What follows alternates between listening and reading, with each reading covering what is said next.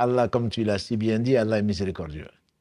Non seulement il nous donne 50 prières, 50 fois l'occasion, mais bien que, comme Moussa l'a demandé au prophète sallam, bien que on risque de ne pas pouvoir le faire, lui bien sûr il l'aurait fait, il n'a même pas, voyons l'amour et la connaissance du prophète sallam par rapport à nous.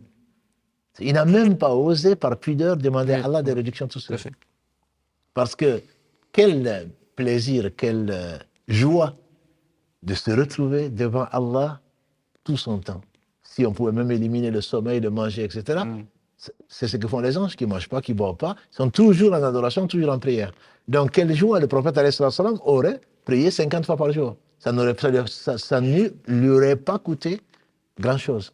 Mais, par miséricorde pour sa communauté, et surtout la miséricorde d'Allah, qui inspire à Moussa de lui demander des réductions. Et comme tu as si bien dit, une prière est récompensée 10 fois. La bonne action est récompensée chez Allah 10 fois, en ne priant que 5 fois par jour. Et si on savait, on aurait peut-être prié plus, 5 fois par jour. Le prière ou l'oran est récompensé 50 fois. Ça, c'est notre Seigneur, subhanahu wa ta'ala, qui multiplie de 10 à 700 fois, comme a dit le prophète sallam, la bonne action, alors que le péché, il n'est inscrit quand il est inscrit que comme un péché. Et quand tu parlais effectivement de la prière, de cette saveur de prière, et dans le sens, tout à l'heure, tu l'avais évoqué, ceux qui éprouvent beaucoup de difficultés parfois à prier ou qui prient effectivement dans la précipitation parce qu'ils ont envie parfois de terminer parce qu'ils ont effectivement des choses à faire.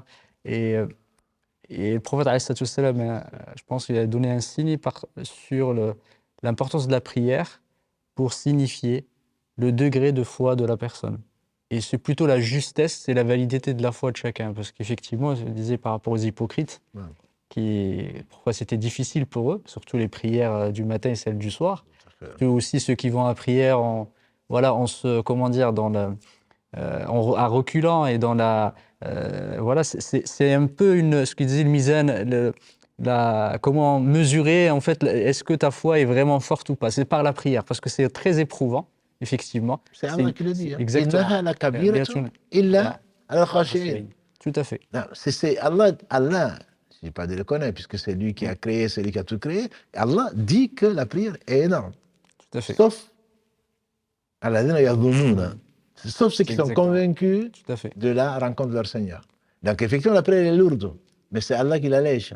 Et Allah l'allège au point qu'on l'aime et on n'a même plus envie de quitter cette position-là. Elle est lourde pour les hypocrites, elle est lourde même pour le croyant, je dirais moyen, sauf, comme l'a dit le prophète sallam, l'amour de la personne. Et d'ailleurs, parmi les 7 catégories qui seront sous l'ombre du trône d'Allah, subhanahu wa ta'ala, le jour où il y aura d'autres ombres que cette ombre, il a cité en 3e position, Rajulun, l'homme dont le cœur est accroché à la mosquée. C'est pas pour venir dormir, c'est vraiment pour prier. Donc la prière n'a pas d'équivalent, c'est celle que Allah aime. Et effectivement, plus la foi est forte, plus on est accroché à la prière. Tellement accroché, la prière est tellement indispensable, et on y reviendra, Inch'Allah, que Allah a voulu que même dans la guerre, c'est ce que je rappelle souvent à mes frères et sœurs, qu'Allah nous facilite son adoration. Même dans la guerre, Allah, il y a la prière de la peur, c'est connu dans le fiqh.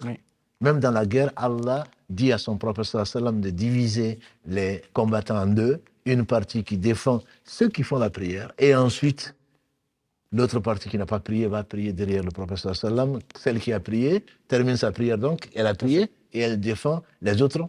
Tellement, s'il y avait une excuse, ça aurait été quelqu'un qui donne sa vie à Allah, on ne peut pas douter de sa sincérité. Tout à fait. Non, il y a plus important que la prière. Oui, mais comment je vais faire? Allah te dit, même quand tu prétends être véridique, qu'Allah nous rende véridique, et que ta foi et que ton âme va sortir, Allah te dit quand même de faire la prière. Tout à fait. Et d'ailleurs, c'est la seule adoration, pour quelqu'un qui est doué de raison, c'est la seule adoration qui ne peut être, comment dire, la tasqut. Elle ne peut pas effectivement être annulée. Tant qu'on est vivant et qu'on effectivement on est doué de raison, à la différence par exemple de la prière, du jeûne et du reste, c'est la seule. Non, barakallah fik, non seulement on le fait pendant la guerre, Mais il n'y a même pas d'excuse, comme tu dis. Je ne sais pas comment on peut traduire ça en français.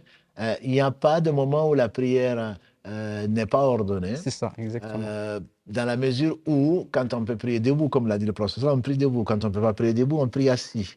Quand on ne peut pas prier assis, on prie couché. Et quand on ne peut même pas prier couché, on prie mentalement. Mentalement. C'est Tout à dire fait. que des gens qui vont au Maghreb, pour ne pas citer un pays particulier, et qui se disent non, mais je suis pressé et je vais arriver. Quand je vais arriver, je vais prier. C'est ne pas connaître la prière. Non seulement tu peux mourir entre-temps, mais en plus, c'est grâce à la prière que tu vas arriver. C'est grâce à la prière qu'Allah va bénir ton séjour, etc. Donc, la prière, le prophète la faisait même sur sa monture. Donc, il n'y a pas, sauf donc, la femme qui est indisposée, l'enfant qui n'est pas pubère ou celui qui dort, et il n'y a pas de moment, il n'y a pas de prétexte qui puisse justifier le fait de ne pas prier. Effectivement, c'est à tout moment, comme Allah subhanahu wa ta'ala le dit dans la sourate Nisa, la sourate 4, donc verset 103, Allah dit Inna salata kanat al-mu'minina kitaban mawquta. La prière est pour les croyants une prescription à des moments bien déterminés. Et donc, c'est pas une chose, comme tu l'as bien dit par rapport aux jeunes, celui qui est malade, celui qui, celui qui ne peut pas supporter, celui qui est en voyage même, la femme qui est enceinte, la femme qui allaite. Allah leur permet de donner de la nourriture ou la dispense. Il n'y a pas de dispense pour la prière. Exactement. Il n'y a pas de dispense. Et c'est pour cela que Satan nous fait miroiter beaucoup d'excuses, mais il n'y en a pas. Et il n'y en a pas. Il n'y en a pas d'excuses pour cause. Pour cause, certainement, que sans la prière, on ne serait pas vraiment un croyant. Exactement, exactement. C'est ce que disaient les ulama, comme tu l'as si bien dit, et tu as raison de le dire, c'est les ulama disent que pour s'auto-évaluer, auto-évaluer sa foi, et regarder son rapport à la prière. C'est une des adorations parce que quand on regarde effectivement par exemple au Ramadan, même si c'est difficile, on voit beaucoup de gens le faire. Mais certains qui ne sont pas du tout, culturellement le font. Il y en a qui vont au Hajj parce que, voilà, ou qui donnent la zakat parce qu'à un moment. Mais la prière, effectivement, c'est une difficulté, c'est une kabira, comme tu as dit, kabira dans le sens, elle est très difficile, même mentalement, pas que physiquement, parce que ça impose une discipline, ça impose effectivement de se détacher du monde réel, enfin du monde matériel pour pouvoir aller prier. Et du coup, le fait de se regarder soi-même, quel est notre rapport à la prière, elle nous indique est-ce qu'on est un bon croyant, une bonne foi ou pas. C'est d'autant plus important que le prophète alayhi salatu wassalam, nous a ordonné d'enseigner la prière à nos enfants à 7 ans. Oui. Et pourtant, ce n'est pas une obligation. Exactement. Oui, à 7 ans déjà, ordonnez-leur la prière. Et à 10 ans, usez des moyens que vous pouvez si ils ne la font pas. Et pourtant, d'un point de vue fiqh, d'un point de vue législatif, ils ne sont pas encore mukallif, ils ne sont pas responsables. Parce que ce n'est pas une fois l'année, comme tu l'as dit, pour le mois de Ramadan. On dit que 70% des musulmans de France disent faire le Ramadan. Et effectivement, dans nos quartiers, quand c'est le Ramadan, le quartier est très calme, sauf la nuit. Voilà. Leurs agissements font que les gens sont pressés que le Ramadan finisse parce qu'ils sont de mauvaise humeur, parce qu'ils font du bruit, etc. Mais pour le Hajj, pour mettre sur la devanture de sa boutique Hajj Mohammed, voilà. Et pour la zakat, bon, au moins que les gens disent, voilà, il est riche, il sort la zakat. Mais la prière, on n'appelle pas quelqu'un moussalli. C'est ça.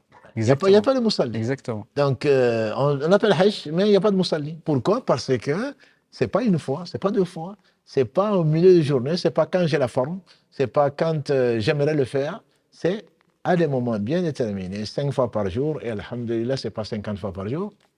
Voilà.